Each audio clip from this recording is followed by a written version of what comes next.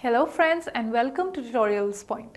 Well, English is a language which actually incorporates a lot of words from different foreign languages. So English is we use in our daily life, not just has words which belong primarily to English language, but there are many words which are a part of our English language, but not necessarily are they from English origin. There are many words which might be from French, from Latin, from many different origins, but are used in English language, right?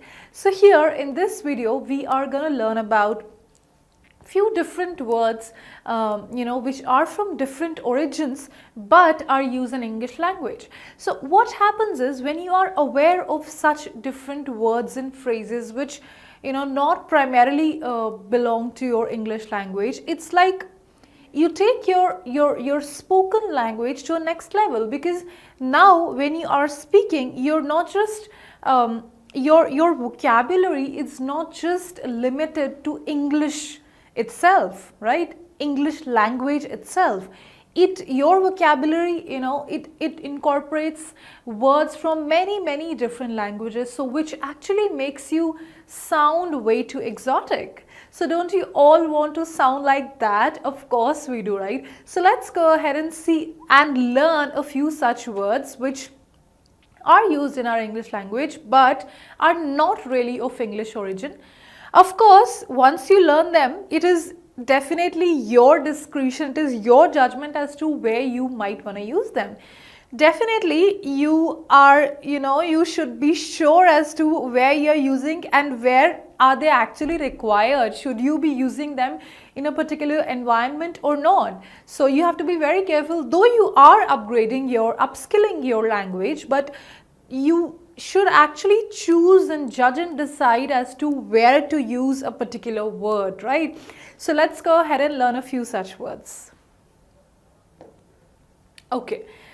So first of all, let's have a look at this word ad hoc. So again, a very common word which we use in our day-to-day language, which I'm sure most of us are aware of. So this is a word which is of a Latin origin, right?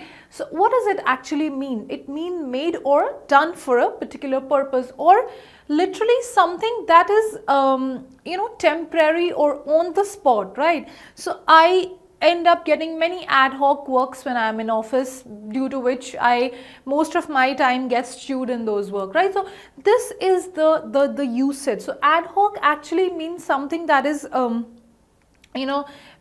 given on the spot or is made for one particular need, to fulfill a particular need, and that's it. So whenever we use it in our language, it is actually it serves the purpose of something that you might want to say on the spot, right? Or temporary, or something that wasn't pre-planned, but it was just all of a sudden it came up. So you might want to use ad hoc in that context.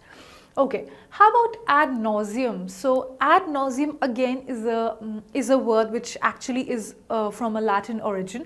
So what does it actually means? So what it means is tiresomely excessive degree, or literally to sickness. So that is what is meant by ad nauseum. So for example, you have a particular done or said a particular thing n number of times, and now you are just sick of saying or doing that. So that is when that particular situation, you might want to describe it as ad nauseum. For example, I have given my explanation to the point of ad nauseum, which literally means that I am sick of giving my explanation again and again, right? So instead of saying this line, which is very normal for us to use, and it's used day in day out, you can upgrade your language and you can say that I have given my explanation to the point of ad nauseum, so which means the same, right? So I'm sick of giving my explanations. Okay, how about bon mot? So this the correct pronunciation of this word is bon mot. It's not bon mot, it's bon mot. So bon mot is a word of a French origin, and it actually means clever and witty remarks, right? So there are a few people who are actually very witty and very sharp, and they are actually known for their witty remarks, isn't it? So for example, she has a habit of passing bon mot all the time, right? So which means that you are referring to a particular person who has witty nature and is known for passing witty comments, right? So that is what is meant by bon mot, witty comments. Okay. How about carpe diem? Carpe diem. So carpe diem actually means living in the present, and it is again a word of Latin origin. So there are a few people who have that live in the present kind of attitude, right? Though it is the best thing to do, but there are very few who actually have this kind of an attitude. So that is what is meant by carpe diem, or seize the day, which literally means to live in the present. So it is her carpe diem attitude which keeps her happy all the time. So you might want to use it this way. Okay, how about carte blanche? Carte blanche, which is the correct pronunciation. Again, word of a French origin, and it actually means complete freedom to act as one wishes, right? Or it literally means blank paper. So carte blanche, it means when you have freedom to act as per your wishes. For example, if you put it to use in a sentence, it could probably be like, she's been given a carte blanche to decorate her room as she wants. So which means she's been given freedom, complete freedom to do what she wants, right? So that is what is meant by carte blanche. Carte blanche. Okay. How about this word, de facto? So de facto means again a word of Latin origin, which is used in your English language. So what is the meaning? Whether by right or wrong, so something that is going to happen, be it by law or not, whether it is right or wrong, but something that is bound to happen. For example, he would be the de facto ruler post his father, right? So this is the literal usage of this word. Again, do not forget, this is a word of Latin origin, but used very commonly in English language. How about this word, deja vu? Deja vu, of course, a very common word which most of us are aware of, but it is a word of French origin and used very commonly in our English language, which means that something that a feeling that you've already seen a particular situation and you are seeing it again.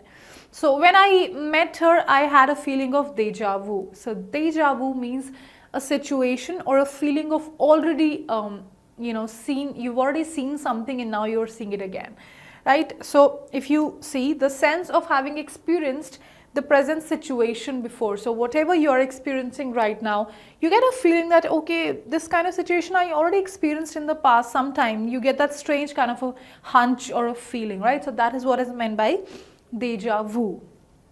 Okay, how about this word, bona fide or bona fide? Both the pronunciations are correct. The US pronunciation, the American pronunciation is bona fide, and the British pronunciation is bona fide. So both are correct. You can use any one of them.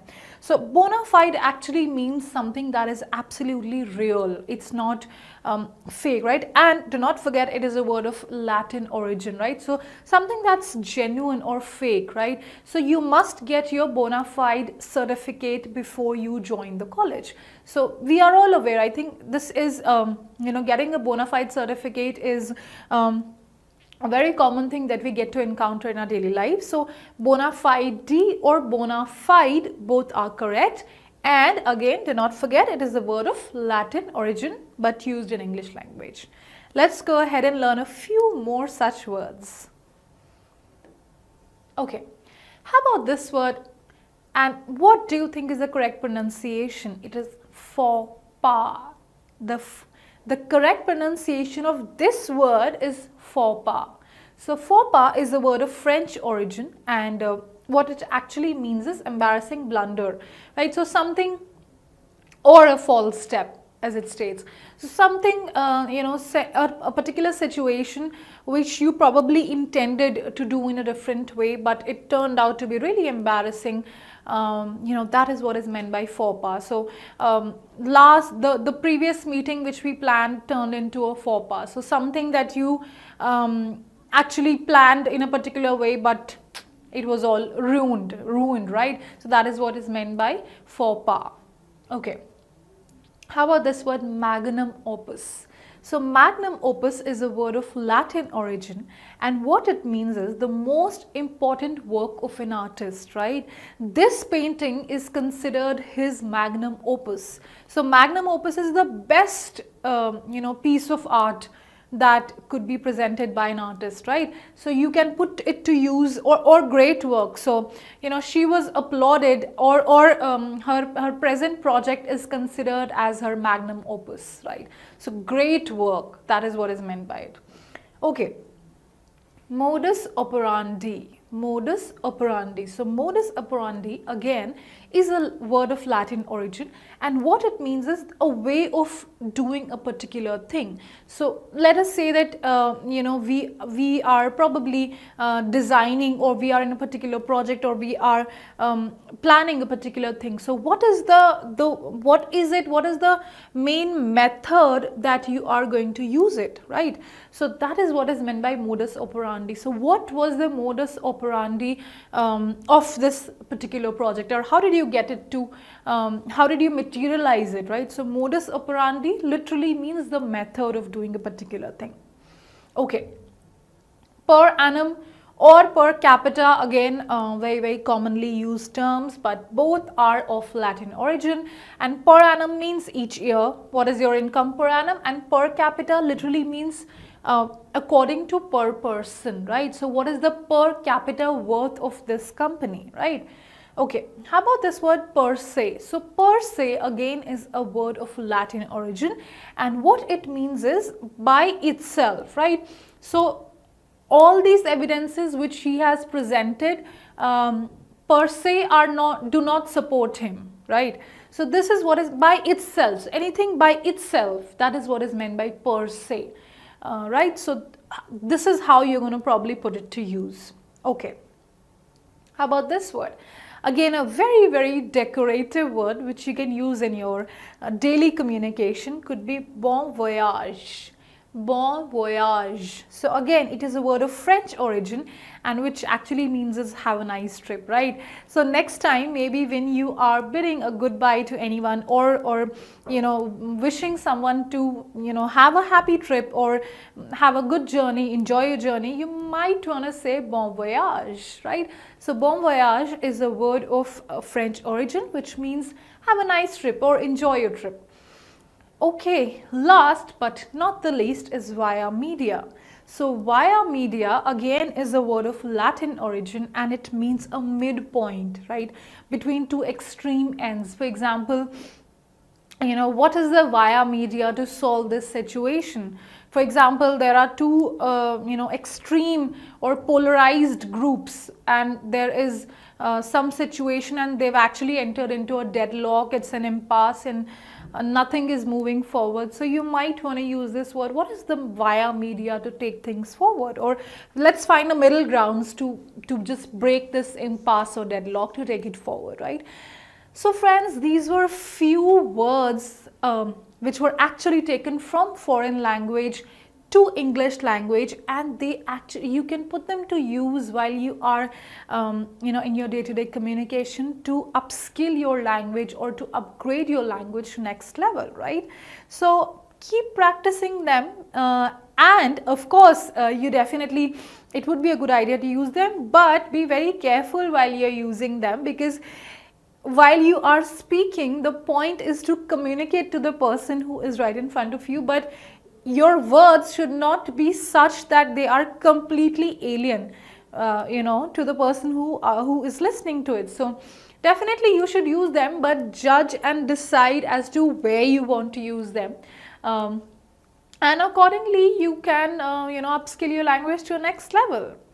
Yeah, so this was all about this new and decorative vocabulary which you can use in your language. We will see you again in the next video. Till that time, keep learning with Tutorials Point and Tutorix. Have a good day.